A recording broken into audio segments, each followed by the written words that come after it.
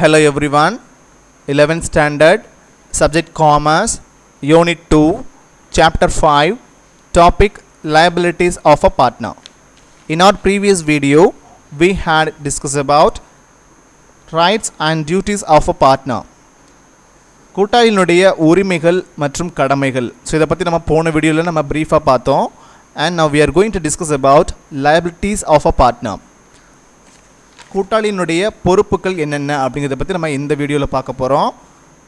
So see here students, liabilities of a partner. First one பாருங்கள், அதில் joint and several liabilities. கூட்டு மற்றும் தனித்தனியான பொறுப்புகள் என்னென்ன அப்படிங்கிறத பற்றி நம்ம பார்க்க போகிறோம். இதில் ஸோ நம்ம ஒவ்வொரு கூட்டாண்மை நிறுவனத்துலையும் என்ன பண்ணணும் அப்படின்னு சொன்னால், அது இருக்கக்கூடிய ஒவ்வொரு பார்ட்னருக்குமே என்ன இருக்குன்னா ஒரு விதமான பொறுப்புகள் இருக்குது. எப்படி நம்ம உரிமைகள் பார்த்தோம், கடமைகள் பார்த்தோமோ, அதே மாதிரி ஒவ்வொரு கூட்டாளிக்கும் என்ன இருக்குது ஒரு ஃபேர்மில் அப்படின்னு சொல்லி பார்த்தோன்னா அவங்களுக்குன்னு சில லயபிலிட்டிஸ் இருக்குது, பொறுப்புகள் இருக்குது அப்படிங்கிறத நம்ம என்ன பண்ணணும் தெரிஞ்சுக்கணும். ஸோ அதை பற்றி நம்ம ஃபர்தராக நம்ம ஒன் பை ஒன் பார்க்க போகிறோம்.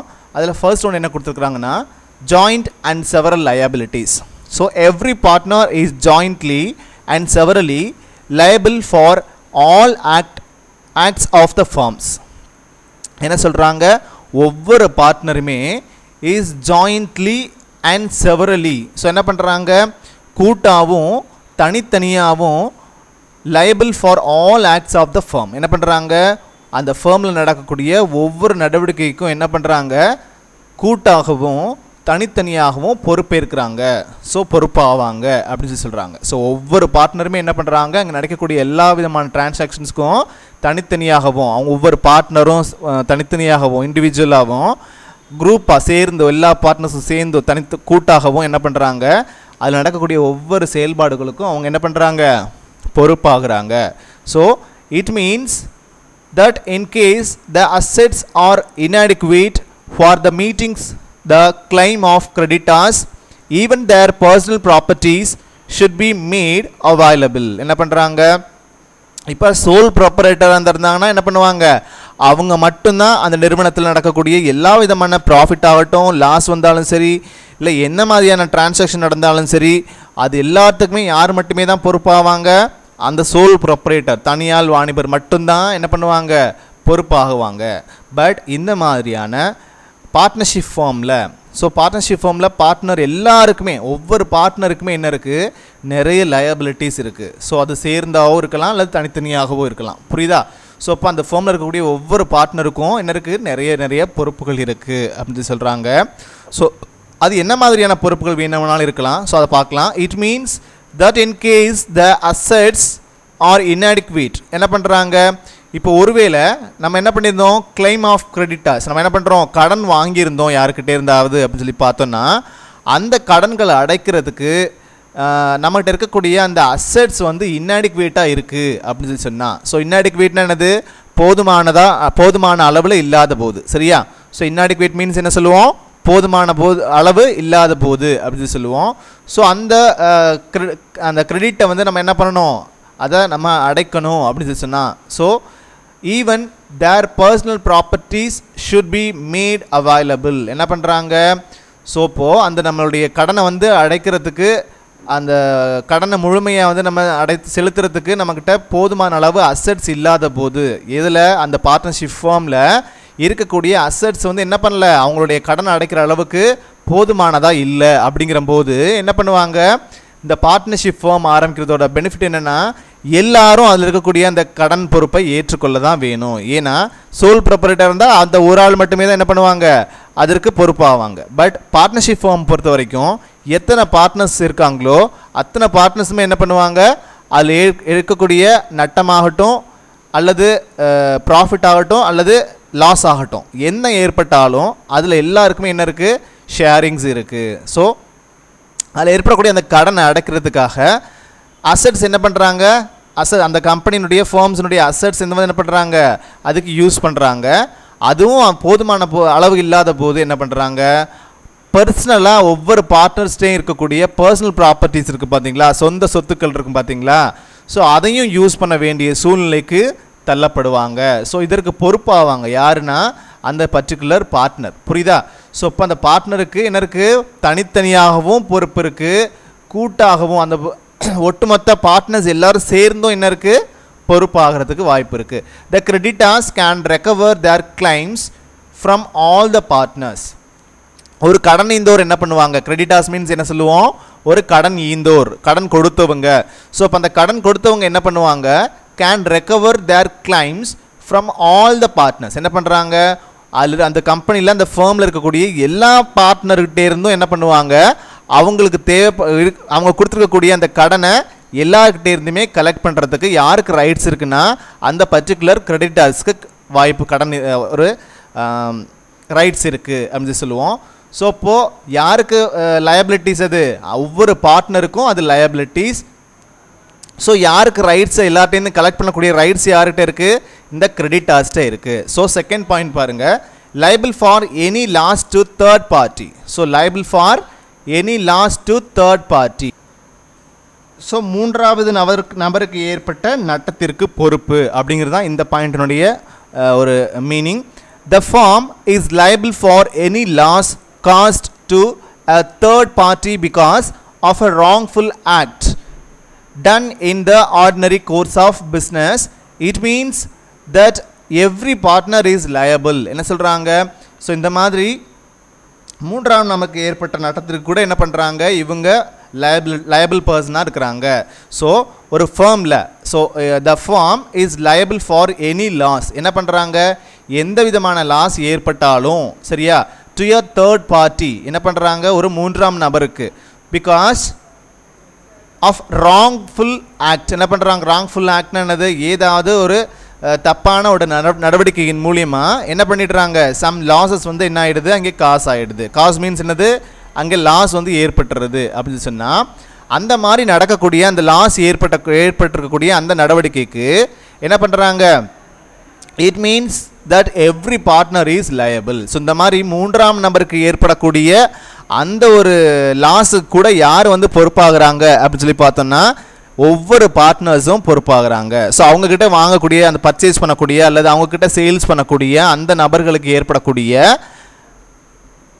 லாஸுக்கு யாருங்க பொறுப்பாகிறாங்க, அதில் இருக்கக்கூடிய ஒவ்வொரு பார்ட்னர்ஸுமே என்ன பண்ணுறாங்க, பொறுப்பாகிறாங்க. ஸோ இப்போ நம்ம அந்த கம்பெனியில் வாங்கக்கூடிய பையர்ஸ் ஆகட்டும் இல்லை செல்லர்ஸ் ஆகட்டும், இவங்க எல்லாருமே யார் தான், அந்த கம்பெனியை பொறுத்த வரைக்கும், அந்த ஃபேமை பொறுத்த வரைக்கும் மூன்றாம் நபர். ஸோ இப்போ அவங்களுக்கு ஏதாவது சம் லாஸஸ் இவங்க மூலியமாக ஏற்பட்டது அல்லது ராங்ஃபுல் டீலிங்ஸ் மூலியமாக, ராங்ஃபுல் ஆக்ட் மூலியமாக ஏதாவது நடந்தது அப்படின்னு சொல்லி சொன்னால் அந்த ஒரு லாஸை யாரெல்லாம் ஏற்றுக்கணும் அப்படின்னு சொல்லி பார்த்தோன்னா ஒவ்வொரு பார்ட்னரும், எவ்ரி பார்ட்னர் இஸ் லயபிள் அப்படின்னு சொல்கிறாங்க. ஸோ தேர்ட் ஒன் பாருங்கள், liability to third party to make good the loss. So மூன்றாவது நபரினால் ஏற்பட்ட நட்டத்திற்கு பொறுப்பு அப்படின்னு சொல்லுவாங்க. where a partner receives money or property from a third party on behalf of the firm and misappropriates it, then the firm is liable to make good the loss. So அந்த கம்பெனியில் இருக்கக்கூடிய ஏதோ ஒரு பார்ட்னர் என்ன பண்ணுறாங்கன்னா அவங்களுக்கு அந்த ஃபேமுக்கு வரக்கூடிய சம் மணிஸை, ஸோ பார்ட்னர் வந்து என்ன பண்ணுறாரு, சம் மணியை வந்து என்ன பண்ணுறாரு, ரிசீவ் பண்ணுறாரு, அல்லது ஏதோ சம் ப்ராப்பர்ட்டியை என்ன பண்ணுறாங்க, ரிசீவ் பண்ணுறாங்க. யார்கிட்ட இருந்து, ஃப்ரம் தேர்ட் பார்ட்டி. ஸோ மூன்றாம் நபரிடமிருந்து, அதாவது சம் பையர்ஸாக இருக்கலாம், செல்லர்ஸாக இருக்கலாம். ஸோ இவங்ககிட்டேருந்து வரக்கூடிய மணியையோ அல்லது சம் ப்ராப்பர்ட்டிஸையோ என்ன பண்ணுறாங்க, அவங்களுக்காக பர்சனலாக என்ன பண்ணிடுறாங்க, அந்த பார்ட்னர் பர்டிகுலர் பார்ட்னர் வந்து அவங்க மிஸ்அப்ராப்ரியேட் பண்ணிடுறாங்க. மிஸ்அப்ராப்ரியேட்ஸ்னால் என்னது, தவறாக பயன்படுத்துதல். ஸோ தவறாக பயன்படுத்துதல் மூலிமா என்ன ஆகுது அப்படின்னு சொல்லி சொன்னால், ஸோ அந்த கம்பெனிக்கு வர வேண்டிய காமனாக எல்லா பார்ட்னர்ஸுக்கும் வரக்கூடிய அந்த ப்ராஃபிட்ஸை அல்லது சம் ரிசீவ்ஸ் என்ன பண்ணுறோம் அப்படின்னு சொல்லி சொன்னால், தனியாக இவராக இண்டிவிஜுவலாக ஒரு பார்ட்னர் மட்டும் வாங்கி அதை யூட்டிலைஸ் பண்ணுறது அல்லது தவறாக பயன்படுத்தும் பொழுது, ஸோ அதுக்கு என்ன பண்ணுறாங்க, அந்த மாதிரி தவறு நடக்கும்போது என்ன பண்ணுறாங்கன்னா அந்த பர்டிகுலர் ஃபேம் தான் என்ன ஆகுது, அதுக்கு லயபிள் ஆகுது. ஸோ அதுலேருந்து ஏற்படக்கூடிய நன்மைக்கோ அல்லது தீமைக்கோ என்ன பண்ணுறாங்க, அந்த பர்டிகுலர் ஃபேம் தான். அது மட்டும் இல்லாமல் அதில் இருக்கக்கூடிய ஒவ்வொரு பார்ட்னருமே என்ன பண்ணுறாங்க, இதுக்கு லயபிள் பர்சனாக இருக்கிறாங்க. ஓகேவா? தென் ஸோ நெக்ஸ்ட் நம்ம பார்க்க போகிறது டைப்ஸ் ஆஃப் பார்ட்னர்ஷிப், அதாவது கூட்டாண்மையினுடைய வகைகள் என்னென்ன அப்படிங்கிறத பற்றி நம்ம இந்த வீடியோவில் அடுத்ததாக பார்க்க போகிறோம். ஸோ டைப்ஸ் ஆஃப் பார்ட்னர்ஷிப் அப்படிங்கிறதுல பாருங்கள், ஃபர்ஸ்ட் ஒன் பாருங்கள், partnership at will. So second one பாருங்கள், partnership for fixed period of time. So third one பாருங்கள், பார்ட்னர்ஷிப் பர்டிகுலர் பார்ட்னர்ஷிப் அப்படிங்கிறது. அதே மாதிரி அடுத்து ஒன்று பாருங்கள், லிமிட்டட் லயபிலிட்டி பார்ட்னர்ஷிப் LLP அப்படிங்கிறது. ஸோ இப்போ 4 விதமான டைப்ஸ் ஆஃப் பார்ட்னர்ஷிப்ஸ் இருக்குது. ஸோ பார்ட்னர்ஷிப்ஸ் அட் வில் அப்படிங்கிறத பற்றி நம்ம ஃபர்ஸ்ட் பார்க்க போகிறோம்.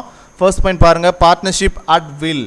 ஸோ விருப்பமுறி கூட்டாண்மை அப்படின்னு சொல்லுவாங்க. ஸோ ஃபர்ஸ்ட் பாயிண்ட்டுக்கு என்ன தமிழ் மீனிங்னா பார்ட்னர்ஷிப் அட் வில். ஸோ விருப்பமுறி கூட்டாண்மை அப்படின்னு சொல்லி ஃபர்ஸ்ட் சொல்லுவாங்க தமிழில். ஸோ பார்ட்னர்ஷிப்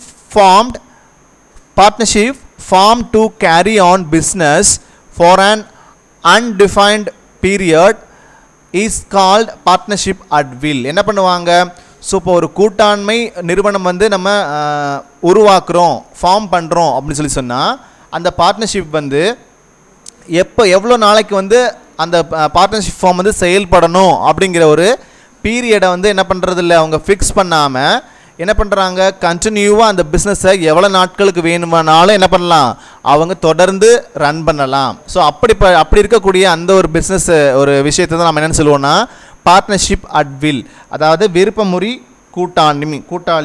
கூட்டாண்மை அப்படின்னு சொல்லுவோம். So in other words, no time limit is specified for the continuance of the firm. என்ன பண்ணுறாங்க, இது எவ்வளோ நாளைக்கு இந்த கூட்டாண்மை நிறுவனம் வந்து செயல்படணும் அப்படிங்கிறதுக்கு நோ டைம் லிமிட் என்ன பண்ணுறாங்க, எந்த மாதிரியான டைம் லிமிட்டும் அவங்க ப்ரொவைட் பண்ணுறதில்ல. Is specific for the continuance of the firm. என்ன பண்ணுறாங்க, எந்த விதமான ஸ்பெசிஃபிக் பீரியடோ அல்லது எவ்வளோ நாட்களுக்கு தொடர்ந்து நடைபெறணும் அப்படிங்கிற விஷயத்தையோ என்ன பண்ணுறதில்ல, நம்ம இந்த பார்ட்னர்ஷிப் அட் வில் அப்படிங்கிற ஒரு விஷயத்தில் நம்ம என்ன பண்ணுறதில்ல, தெரியப்படுத்துறதில்ல. ஸோ அப்போ இதெல்லாம் சொல்லிக்காமல் என்ன பண்ணுறாங்க, எல்லாருடைய கோஆப்ரேஷனோடு என்ன பண்ணுறாங்க, சேர்ந்து நிறைய பார்ட்னர்ஸ் சேர்ந்து இன்வெஸ்ட் பண்ணி என்ன பண்ணுறாங்க, ஒரு பார்ட்னர்ஷிப் ஃபார்மை ரன் பண்ணுறாங்க. It is to be dissolved when a partner gives notice of his intention to dissolve the partnership. என்ன பண்ணணும், ஒருவேளை இப்படி நடந்துட்டு இருக்கக்கூடிய அந்த கண்டினியூவாக நடந்துட்டு இருக்கக்கூடிய அந்த ஃபார்ம் டிசால்வ் பண்ணணும் அப்படின்னு சொல்லிட்டு ஏதாவது ஒரு பார்ட்னர் நினச்சிட்டாரு அப்படின்னு சொல்லி சொன்னால் என்ன பண்ணணும், அந்த partner give notice of his intention to dissolve the partnership. என்ன பண்ணணும், ஒரு ப்ரேயர் பீரியட் மூலியமாக ஒரு சம் டேஸ்க்கு முன்னாடி என்ன பண்ணணும் சார். ஸோ இந்த மாதிரி முன்னாடியே நம்ம என்ன பண்ணணும், ஒரு ப்ரேயர் நோட்டீஸ் வந்து கொடுத்துட்டு அதற்கப்புறமா தான் நம்ம என்ன பண்ண முடியும், இந்த மாதிரியான டிசால்வ் பண்ண முடியும். இதை பார்ட்னர்ஷிப் அப்படிங்கிற ஒரு விஷயத்தை டிசால்வ் பண்ணணும்னா அதற்கான ஒரு ப்ரேயர் நோட்டீஸ் நம்ம என்ன பண்ணியும் கண்டிப்பாக நம்ம கொடுத்தே ஆகணும்.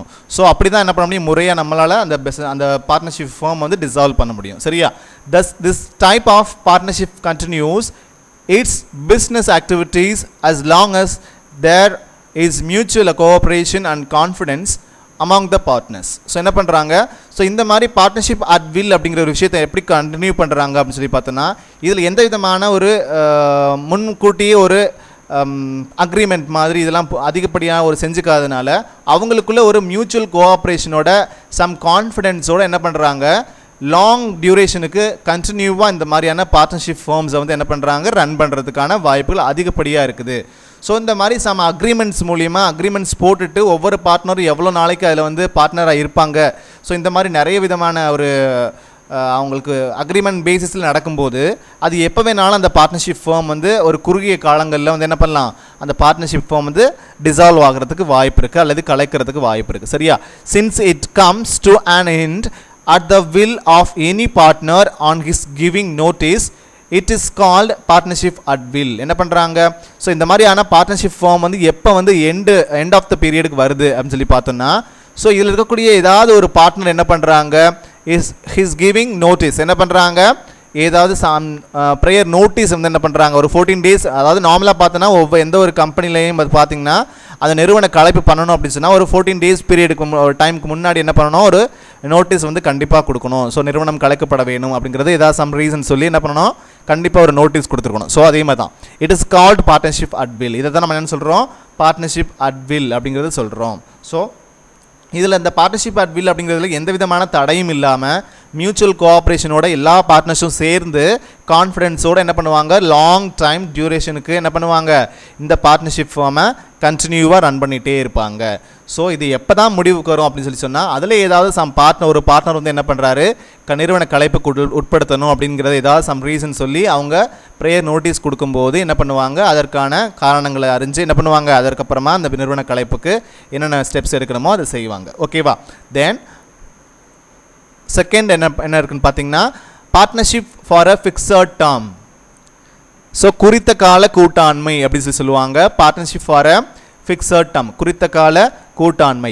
வேற partnership is formed for a definite period of time, it is known as partnership for a fixed term. So இப்போ என்ன பண்ணியிருப்பாங்க, பார்ட்னர்ஷிப் அட் வில் அப்படிங்கிற விஷயத்தில் நம்ம என்ன பண்ணோம், இதில் எந்த விதமான ஒரு ஃபிக்ஸட் டைமோ டியூரேஷனோ கொடுத்துருக்க மாட்டாங்க. அதுதான் பார்ட்னர்ஷிப் அட் வில் அப்படிங்கிறது. கண்டினியூவாக ரன் பண்ணிகிட்டே இருப்பாங்க அந்த பிஸ்னஸை. ஸோ அப்படிப்பட்டது. ஸோ இப்போ partnership for a fixed term அப்படின்னு சொல்லி சொன்னால் அந்த பார்ட்னர்ஷிப் வந்து ஃபார்ம் வந்து என்ன ஆகிட்டே இருக்கும், ஒரு டெஃபினட் பீரியட் வந்து என்ன பண்ணியிருப்பாங்க, ஸ்பெசிஃபை பண்ணியிருப்பாங்க, டைம் ஸ்பெசிஃபை பண்ணியிருப்பாங்க.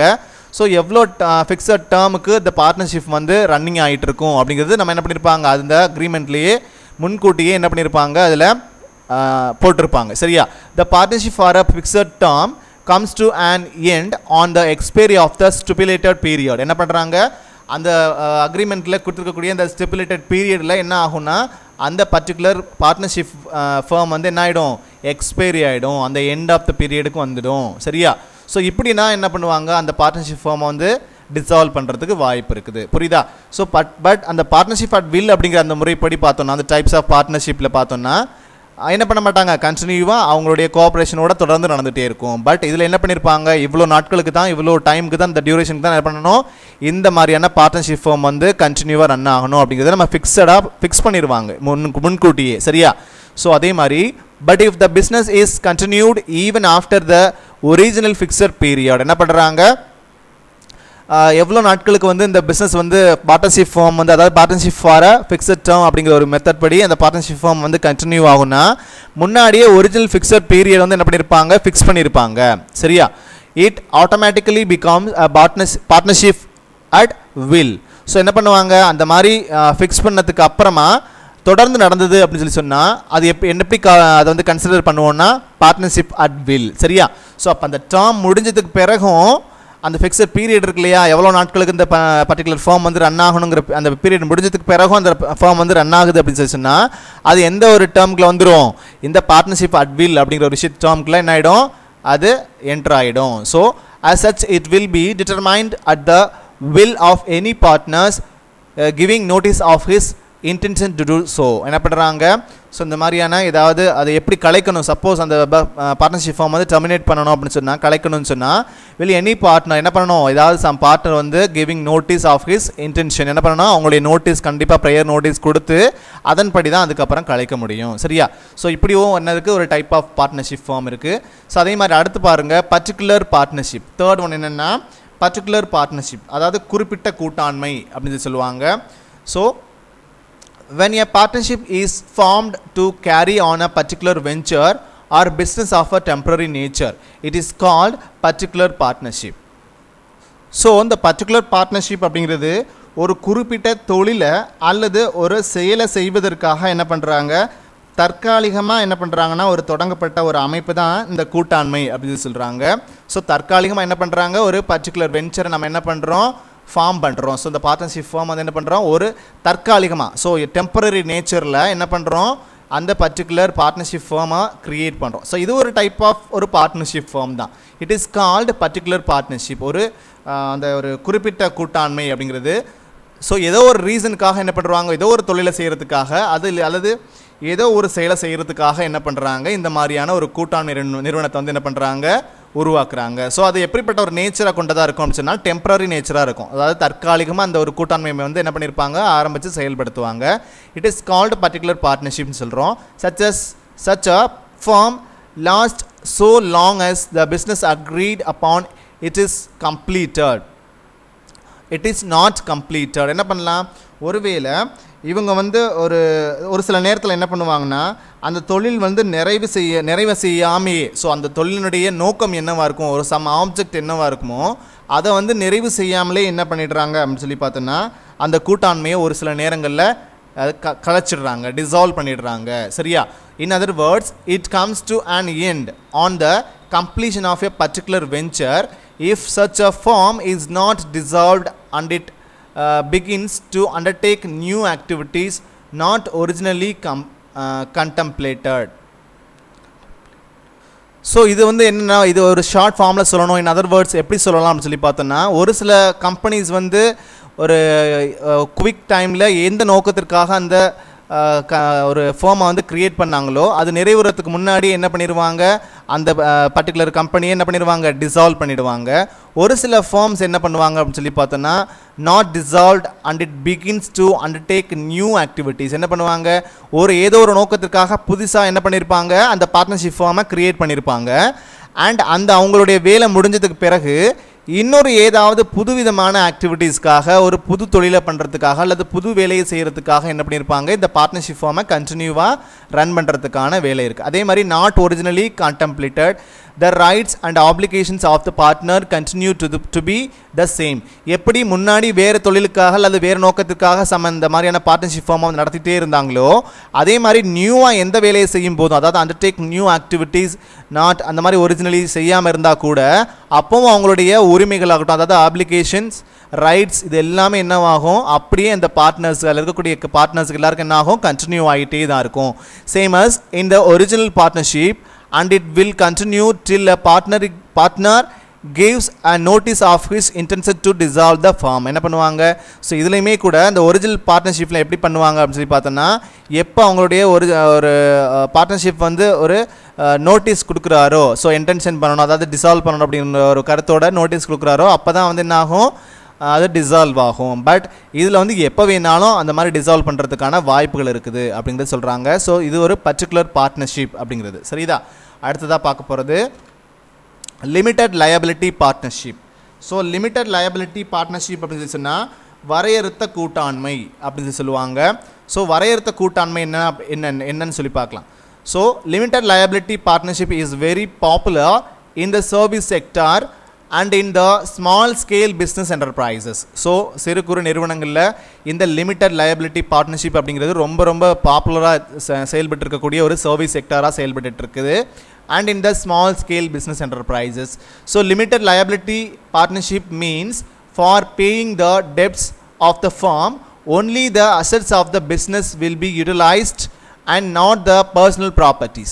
ஸோ நம்ம முன்னாடியே பார்த்துருக்கோம், இந்த மாதிரியான பார்ட்னர்ஷிப் ஃபார்ம்ஸில் அவங்களுக்கு ஏற்பட்டிருக்கக்கூடிய அந்த கிரெடிட்ஸை, ஸோ கிரெடிட்ஸ் மீன்ஸ் என்னது, அந்த ஏற்பட்டிருக்கக்கூடிய கடன் அந்த விஷயங்கள்லாம் எப்படி வந்து அவங்க அந்த கடனை வந்து அடைக்கிறாங்க அப்படின்னு சொன்னால், அவங்கக்கிட்ட அந்த கம்பெனியில் இருக்கக்கூடிய பர்சனல் அசட்ஸை வந்து என்ன பண்ணுறாங்க, அந்த கம்பெனியில் இருக்கக்கூடிய கிரெடிட்ஸ் எல்லாத்தையும் என்ன பண்ணுறாங்க, பே பண்ணுறாங்க.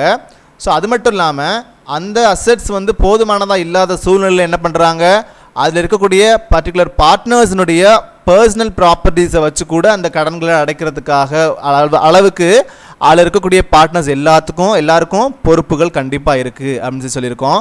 பட் இந்த மாதிரியான லிமிட்டட் லயபிலிட்டி பார்ட்னர்ஷிப், அதாவது எல்எல்பி அப்படிங்கிற இந்த கான்செப்டில் இந்த டைப்ஸ் ஆஃப் பார்ட்னர்ஷிப் ஃபார்மில் என்ன மாதிரியான ஒரு சிஸ்டம் இருக்குது அப்படின்னு சொல்கிறாங்கன்னா, ஸோ இதில் ஏற்படக்கூடிய எந்த விதமான கடன்களாகட்டும், அதாவது டெப்ட்ஸ் ரிலேட்டட் ஆக்டிவிட்டீஸுக்கு எதுக்காக இருந்தாலும் அந்த ஃபர்ம் வந்து என்ன மாதிரியான விஷயத்தை இதுதான் எடுத்து செய்யணும் அப்படின்னு சொன்னால், only the assets of the business will be utilised. என்ன பண்ணணும், அந்த பிஸ்னஸில் இருக்கக்கூடிய அசெட்ஸை மட்டும்தான் என்ன பண்ணணும், அந்த கடன்களை தீர்க்கிறதுக்காக யூஸ் பண்ணணுமே தவிர்த்து, and not the personal properties என்ன பண்ண வேண்டாம், அவங்களுடைய ஒவ்வொரு பார்ட்னருடைய பர்சனல் ப்ராப்பர்ட்டிஸை கண்டிப்பாக இந்த பிஸ்னஸ் ஃபார்முக்காக இந்த லிமிட்டட் லயபிலிட்டி ஃபார்மில் கண்டிப்பாக பயன்படுத்த அவசியமே இல்லை. ஸோ கம்பெனியுடைய அந்த ஃபார்முடைய அசட்ஸ் மட்டுமே, அதை வச்சு மட்டும்தான் என்ன பண்ணணும், அதில் இருக்கக்கூடிய கடன்களை தீர்க்கிறதுக்கு ட்ரை பண்ணணுமே தவிர்த்து பர்சனல் ப்ராப்பர்ட்டிஸை எடுத்துக்கக்கூடாதுன்னு சொல்கிறாங்க. It is prevalent among popular professionals such as cost accountants, company secretaries, chartered accountants, lawyers, architects, engineers and doctors. Limited liability partnership is available. So இவங்க இந்த மாதிரியான விஷயங்கள் எல்லாத்துக்கும் என்ன பண்ணுறாங்க, இந்த மாதிரி ப்ரொஃபஷனல்ஸ் எல்லாருக்குமே என்ன பண்ணுறாங்க, இந்த லிமிட்டட் லயபிலிட்டி பார்ட்னர்ஷிப் அப்படிங்கிற ஒரு விஷயம் செல்லுபடி ஆகும். இவங்க இந்த மாதிரியான பார்ட்னர்ஷிப்பில் என்டர் ஆகி நிறைய பிஸ்னஸ் வந்து ஃபார்ம்ஸ் வந்து உருவாக்கி செஞ்சிட்ருக்குறாங்க. In countries like USA, Singapore, Thailand and UK, it come into existence in India since 2008. என்ன பண்ணுறாங்க? ஸோ இந்தியாவை பொறுத்த வரைக்கும் 2008லேருந்து இந்த மாதிரியான ப்ரொஃபஷனல்ஸ் வந்து என்ன பண்ணுறாங்க, லிமிடெட் லயபிலிட்டி பார்ட்னர்ஷிப்பில் என்ட்ரு ஆகி இந்த மாதிரி நிறைய விஷயங்கள் என்ன பண்ணிட்டு இருக்காங்க, ஃபர்ம்ஸ் வந்து நிறைய செயல்பட்டுருக்கு. அதே மாதிரி நிறைய கண்ட்ரீஸில் வந்து பாப்புலராக செயல்பட்டு இருக்குது. ஸோ யூஎஸ்ஏல ஆகட்டும், சிங்கப்பூர்லேயே ஆகட்டும், தாய்லாண்ட்லேயே ஆகட்டும், யூகேல ஆகட்டும், இந்த மாதிரி நிறைய கண்ட்ரீஸில் என்ன இருக்குது, ரொம்ப ரொம்ப பாப்புலராக இந்த மாதிரியான லிமிடெட் லயபிலிட்டி பார்ட்னர்ஷிப் வந்து ரன் ஆகிட்டு இருக்கு. ஓகேவா? தென் இவ்வளோ தான் ஸ்டூடெண்ட்ஸ். இதில் ஏதாவது டவுட்ஸ் இருந்ததுன்னா என் நம்பருக்கு கால் பண்ணி கிளியர் பண்ணிக்கோங்க. ஸோ இப்போ நம்ம பார்த்தது என்னது, liabilities of a partner. So ஒரு கூட்டாண்மையில் இருக்கக்கூடிய ஒவ்வொரு கூட்டாளியினுடைய பொறுப்புகள் என்னென்ன அப்படிங்கிறது தான் பார்த்தோம். ஸோ அந்த கூட்டாண்மையில் இருக்கக்கூடிய ஒவ்வொருத்தருடைய பொறுப்புகள் என்னென்னு பார்த்தோன்னா, ஃபர்ஸ்ட் பார்ட்னர்ஷிப் அட் வில் அப்படிங்கிற விஷயத்தை பார்த்தோம். Partnership for a fixed period அப்படிங்கிற விஷயத்தை பார்த்தோம். அதே மாதிரி பர்டிகுலர் பார்ட்னர்ஷிப் அப்படிங்கிற ஒரு டைப் பார்த்தோம். அதே மாதிரி லிமிட்டட் லயபிலிட்டி பார்ட்னர்ஷிப் அப்படிங்கிற விஷயத்தை பார்த்தோம். அதே மாதிரி liabilities ஆஃப் அ பார்ட்னரில் joint and severally liabilities, liable for any loss and to third party, liability to third party to make good or loss. So இதை பற்றிலாம் நம்ம நிறைய இதை டீப்பாக டிஸ்கஸ் பண்ணோம். இல்லைனா டவுட்ஸ் இருந்துச்சுன்னா இந்த நம்பருக்கு கால் பண்ணி கிளியர் பண்ணிக்கோங்க ஸ்டூடெண்ட்ஸ். until then bye.